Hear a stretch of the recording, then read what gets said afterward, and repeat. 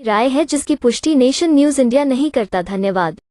पहले तो आप सभी को जय भीम और आदरणीय बहन कुमारी माया जी का बहुत बहुत धन्यवाद। उन्होंने एक गरीब मजदूर किसान के बेटे को टिकट दे करके ये एहसास कराया कि जो लोग कहते हैं पार्टी पैसों वालों पार्टी है, उनके मुंह पे तमाचा है। और खुशी का जाहिर तो ये है कि आज मैं कह सकता हूँ कई हज़ार गाँव के यहाँ लोग पहुँचे जो बहुजन समाज पार्टी के कार्यकर्ता भी हैं और युवा दल के जो है कार्यकर्ता हैं और मेरे घर परिवार के लोग यहाँ पहुँचे। तो खुशी आप दे सकते हैं। और खुशी का आलम उस दिन होगा जिस दिन जीत करके हम लोग बहन जी के देख करके बहन जी को मजबूत करने का हम काम करेंगे। और बड़ा लंबा सफ़र रहा संघर्ष से निकलते हुए, लेकिन कहते हैं कि सत्य की जीत होती है।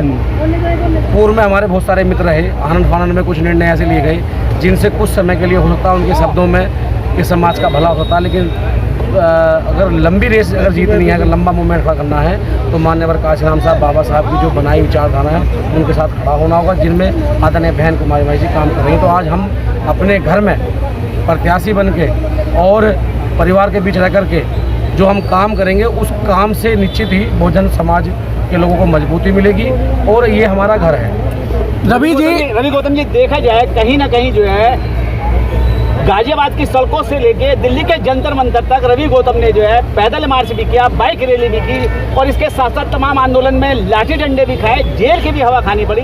क्या उस संघर्ष का ही नतीजा है कि आज रवि गौतम एक विधानसभा सीट पे प्रत्याशी है? महापुरुषों ने लिखा है जिस समाज का इतिहास नहीं होता वो इतिहास बना नहीं सकता। और पैरासूट से आने वाले लोग कभी भी समाज का दर्द नहीं जान सकते। ऐसे कौन से हिंदी बेल्ट राज्य की पुलिस की लाठी हमारी कमर पे ना छपी हो जो ना लगी हो, आप भली बात जानते हैं। ऐसा कौन सा भारत का हिंदी बेल्ट का कोना ना हो जहां हमने आंदोलन ना किया हो। लेकिन संघर्ष से तब तक निकलना और मूवमेंट को समझना वो उस परिवार से सीखना चाहिए जहाँ से बहन सीखा, तो हमने वहीं से प्रेरणा ली है। और रही बात गाजियाबाद से निकलने की, तो देखिए गाजियाबाद मेरा घर है, मेरा जो है जन्मभूमि मेरठ है, मेरी कर्म भूमि का गाजियाबाद गौतम बुद्ध नगर है। तो आज मुझे राजनीतिक रूप से सेवा करने का मौका मिला है तो मैं उस मौके को छोड़ना नहीं चाहूँगा। राजनीतिक रूप से जो बाबा साहब ने कहा, काशीराम साहब ने कहा, जब तक राजनीतिक ताकत तुम्हारे पास नहीं है तुम कुछ नहीं कर सकते। ये बात मैंने आदरणीय बहन जी से भी कहा था कि संगठन होना बहुत ज़रूरी है, क्योंकि संगठन आदमी को तपा कर निकालता है और सैकड़ों हज़ारों नेता बनाता है। और उसके बाद राजनीति वो चीज़ है कि जब आदमी निखर के जाता है तो आप संविधान के ताकत को राजनीतिक रूप से आगे बढ़ा सकते हैं। तो हमने वो काम किया। रवि गौतम जिसने जो है 2017 में जिसके लिए आंदोलन करा, मंच लगाया, भीड़ इकट्ठी करी, आज वो पार्लियामेंट के अंदर है और रवि गौतम आज तैयारी कर रहे हैं विधानसभा की। कैसे देखते हैं इस बात को? देखिए, जिस आप हमारे संघर्ष के साथी की बात कर रहे हैं, हाँ। कुछ मेडिकल में दवाइयाँ ऐसी मिलती हैं जो शॉर्ट समय में फ़ायदा देती हैं, हाँ। लेकिन उनके कई ऐसे परिणाम होते हैं जो कैंसर के रूप में साबित होते हैं। हाँ। और जो दवाइयाँ धीरे धीरे इलाज करती हैं वो बड़े फ़ायदेमंद होती हैं, लंबी इलाज फ़ायदेमंद देती हैं। उसी प्रकार से जो लोग जिनको कुछ दिख रहा है, मुझे नहीं लगता मेरे शब्दों में तो कुछ चीज़ें खास रूप से हैं। आपने इसमें देखा होगा हज़ारों साथी जो यहाँ पहुँचे, उनमें से सैकड़ों से ज़्यादा लोग उस परिवार को छोड़ करके बहुजन समाज पार्टी परिवार में शामिल हुए हैं। हज़ारों युवा अगर वो चाहते तो कहीं और चले जाते, वो युवा से साथ मिलकर आज बहुजन समाज पार्टी को मजबूत कर रहे हैं। तो मैं बस इतना ही कहना चाहूँगा, जो जहाँ है उसे बधाई है, लेकिन अपना घर एक परिवार बहुजन समाज पार्टी है, इसको बचाना है। ये मूवमेंट गाजियाबाद के प्रमुख मुद्दों की बात करते हैं, हम आते हैं गाजियाबाद के अंदर। गाजियाबाद के प्रमुख मुद्दे की बात करें, शिक्षा के क्षेत्र में यहाँ गाजियाबाद बहुत पिछड़ा हुआ है। तमाम जो है लाला बनियों के स्कूल हैं और पेरेंट्स को जो है कहीं ना कहीं जो है स्कूलों में कोटे के हिसाब से एडमिशन नहीं मिल पाता। क्या रवि गौतम की इस मुद्दे पर प्राथमिकता रहेगी?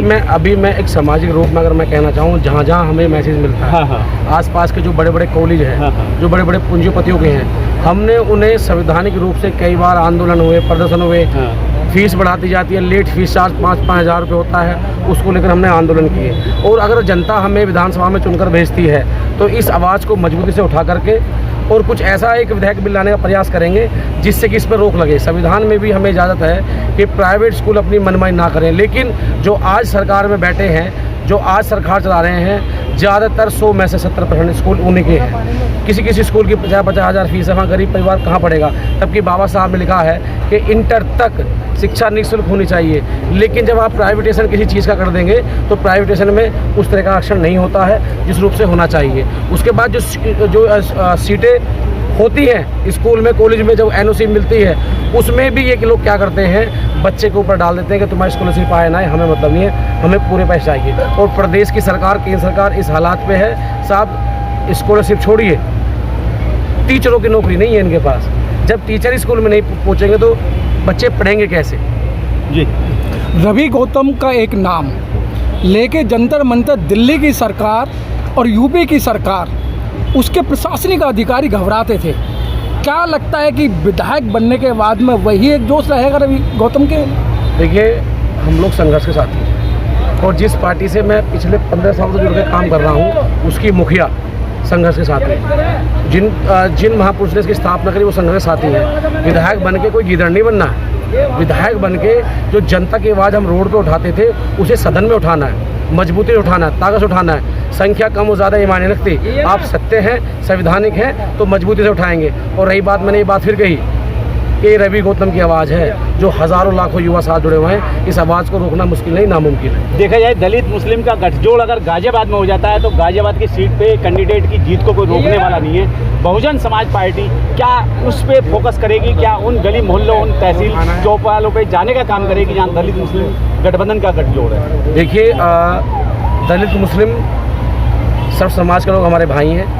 हमारी पार्टी का एजेंडा शुरू से रहा है कि सर्व समाज के मान सम्मान को रखते हुए उनकी समस्या को लेकर आगे चलना है। लेकिन मैं इतना कहना चाहूँगा कि जिस समाज को काफ़ी लंबे समय से गुलाम बना के रखा गया हो, वहाँ अभी विकास बहुत दूर है। तो पहले उन परिवारों को विशेष रूप से ध्यान दिया जाएगा जो गरीब हैं, मजदूर हैं, शोषित हैं, पीड़ित हैं, वंचित हैं, जिन्हें आज भी मैंने देखा है मोहल्लों में जा करके कि कपड़े उठा करके 8 घंटे की नौकरी करने जाना पड़ता हो, बारिश में पानी भर जाता है। वहाँ कोई किसी जाति समुदाय नहीं देखा जाता, कोई मुस्लिम है, हिंदू है, सिख है, पारसी है, क्योंकि सब लोग रहते हैं। हाँ भाई, इतना मैं जरूर कहूँगा कि आज भी एक बहुत बड़ा वर्ग है जिसे हम पीड़ित के नाम से जानते हैं, वो बहुत वंचित है। उसको बांट दिया जाता है जाति मज़हब के नाम पर, उसे बांट जाता है रंग के नाम पर, उन्हें बांट दिया जाता है यहाँ तक कि प्राकृतिक एक सब्जी के देना, उस सब्जियों को रंग के नाम पर। तो अगर हम लोग मजबूत होते हैं तो ये जो जातीय राजनीति है, जो धर्म को बांटने की राजनीति है, इसको हम खत्म करने का प्रयास करेंगे और जो हमारी नेता आदरणीय बहन कुमारी जी करती आएंगी। लोकसभा चुनाव में देखा जाए 2 पार्टी नहीं 4-5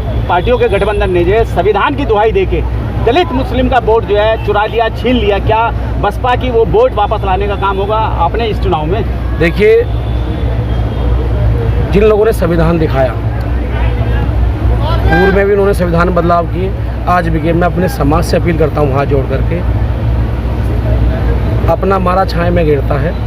मैं कोई नेता नहीं हूँ, मेरे शब्द हमेशा देहाती टाइप होते हैं कि जिन लोगों ने संविधान दिखाया और जब SC/ST एक्ट में संशोधन किया जा रहा था, उनको प्रताड़ित किया जा रहा था। चाहे आप 2 अप्रैल 2018 का आंदोलन देख लीजिए, गिनी चुनी कुछ पार्टियों ने समर्थन किया, लेकिन रोड पे बहुजन समाज पार्टी या समाज के संगठन उतरे। अब जो एक निर्णय दिया गया हाल ही में 1 अगस्त को, उसमें भी जो सुप्रीम कोर्ट की मान रही, सबसे बड़ी पहल करने वाली आदरणीय बहन कुमारी मायावती जी थी, जो संविधान को बचाने का प्रयास कर रही थी। कौन से नेता बाहर निकल कर आए, किन्होंने बात करी?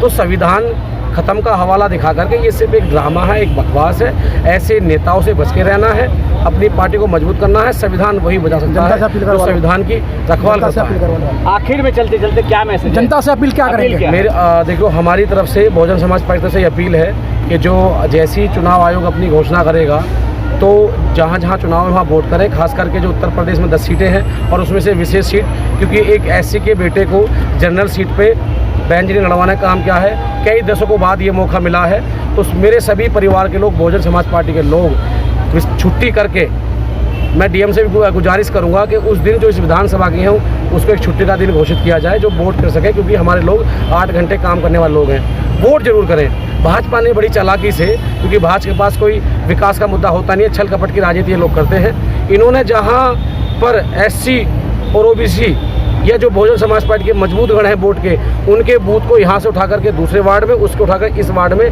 कर दिया है। तो इस पर हम प्रयास कर रहे हैं कि उसको रोका जाए। लेकिन अगर कुछ 19-20 होता है तो मेरी अपील है सदर विधानसभा की जनता से कि चाहे बूथ कहीं भी जाए, लेकिन वोट करने जाए और अपने बेटे, अपने भाई को जिताने का काम करें, जिससे हम अपनी सरकार को मजबूती की तरफ ले जाकर काम करें, जिससे कि आने वाले समय सरकार बने और सब समाज से काम। चलिए, बहुत बहुत धन्यवाद।